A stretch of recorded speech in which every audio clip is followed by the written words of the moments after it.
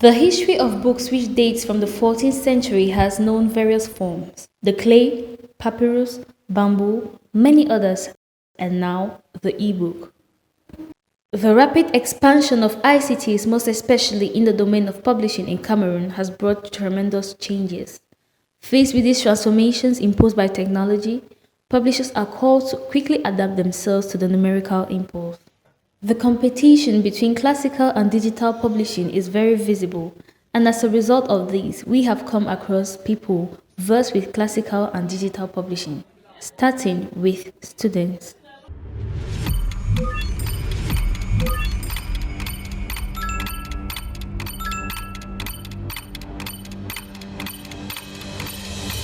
Pour moi, je pense que Non. le numérique est vraiment en train de tuer l'éditeur classique. Parce que moi-même, je possède plein de e-books dans mon téléphone.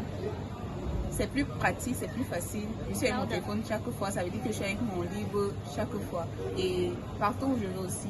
Le numérique, je ne vais pas utiliser le terme tuer, je vais plutôt utiliser le terme développer. Le numérique développe l'édition classique. C'est facile, c'est pratique d'avoir son livre là à portée de main et comme l'on veut en fait. Et lorsque on parle de tuer l'éditeur classique, je pense que c'est plutôt l'éditeur classique qui devrait s'accommoder au numérique pour faciliter le développement de ses livres classiques en fait. Je peux simplement dire que les faits parlent d'eux-mêmes quand il s'agit de l'édition numérique au détriment de l'édition traditionnelle. On peut constater qu'il y a, n'est-ce pas, certaines tâches de l'édition traditionnelle qui sont supprimées au profit de l'édition numérique. Encore qu'aujourd'hui, avec l'édition numérique, on parle d'ailleurs de l'auto-édition. On constate qu'il y a certains auteurs qui ont la capacité eux-mêmes de fabriquer leur contenu et de les promouvoir. Et aussi, le support, quand on parle de l'édition traditionnelle et l'édition numérique, on fait allusion au support. Le support le plus, qui semble en tout cas, à partir des observations en tout cas, le plus accessible, c'est le support numérique. Donc on est tenté effectivement de dire que l'édition traditionnelle est en train de suffoquer et même de mourir.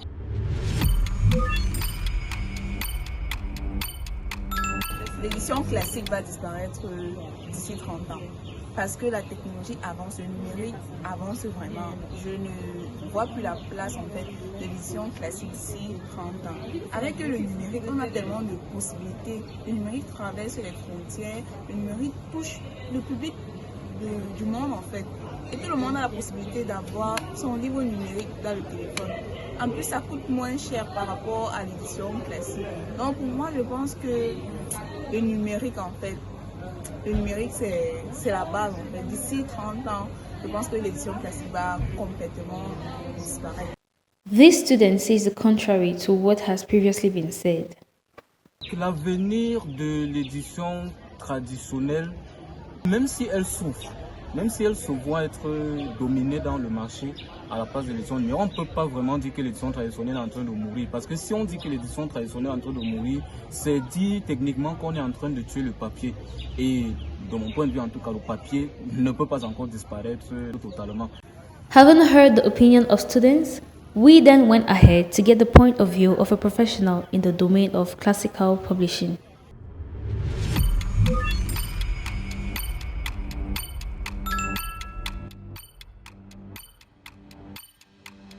L'avènement du numérique a été très important, surtout en matière de distribution et même de diffusion du livre. Vous savez, avant, il fallait porter des livres papier d'un continent à un autre, c'était très difficile. Aujourd'hui, avec des versions numériques qui circulent facilement, ça permet vraiment de briser les frontières, les barrières. Donc le livre circule beaucoup plus facilement et il est présent aussi instantanément. Ça fait que le métier d'éditeur est devenu vraiment un métier universel, alors qu'avant, on était éditeur au Cameroun et il était très difficile de voir ces produits présentés et même vendus à l'extérieur. Donc le numérique permet une meilleure diffusion, une meilleure distribution, une meilleure présence des livres sur la planète, quoi. Donc ça permet aux livres de franchir toutes les barrières douanières et tarifaires qui étaient difficiles avant.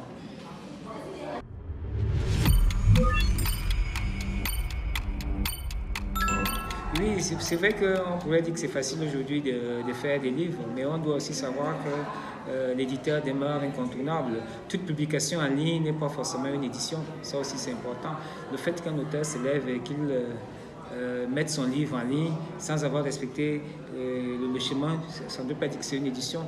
All indications show that the integration of digital technology into publishing is inevitable. It has already been adopted by numerous people, though a good number of people still fail to adapt themselves to this change.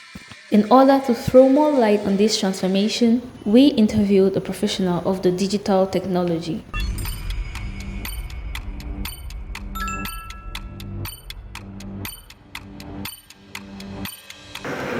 Les entreprises américaines s'y sont lancées. Si on vient au pays, si on rentre dans le paysage américain, on va constater que Amazon est entré dans le secteur de l'édition. Les grands libraires comme Noble & Barnes ont essayé de résister, mais ils ont finalement compris qu'ils devaient rentrer dans l'édition numérique parce que les opportunités sont nombreuses. On parle aussi des enjeux. Ce serait de manquer de saisir ces opportunités si le Cameroun et l'Afrique notamment n'y va pas, parce qu'on parle de dépendance culturelle. Si tous les livres sont produits par les étrangers et nous consommons, nous loupons ces opportunités-là, il s'agit d'un enjeu. Et si les livres sont produits ailleurs et que nous achetons, il y a externalisation également de notre économie. Donc c'est tant d'opportunités que les éditeurs camerounais doivent pouvoir saisir et grappiner un peu des parts de marché au niveau mondial.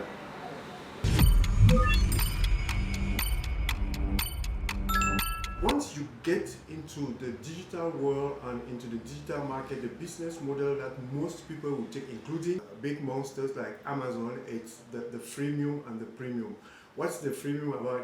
It's you give out freely the first products and services in order to bait. It's like a bait to catch more customers before you ramp up for payment.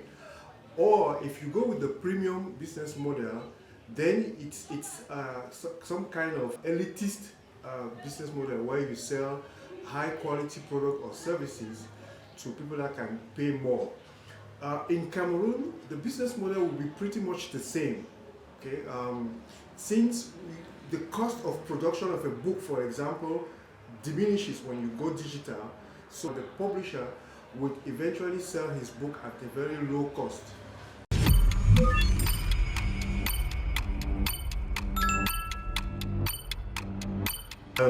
Pour produire un livre, si c'est le cas, la production ne se fait pas 24 sur 24, elle n'est pas continue, donc on peut avoir des moments d'interruption ou de coupure. Mais cependant, si au Cameroun, nous avons des plateformes de vente en ligne de livres, il faut donc s'assurer que ces plateformes-là ne soient jamais éteintes de par le fait qu'il y a une coupure d'électricité. C'est à ce moment qu'on peut avoir un risque majeur.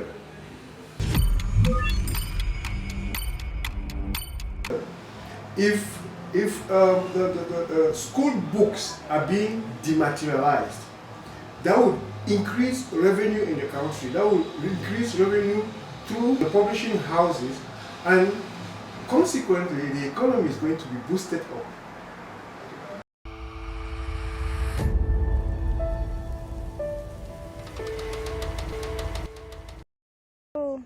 Merci d'avoir regardé la vidéo. Si vous avez aimé, n'oubliez pas de liker et de partager.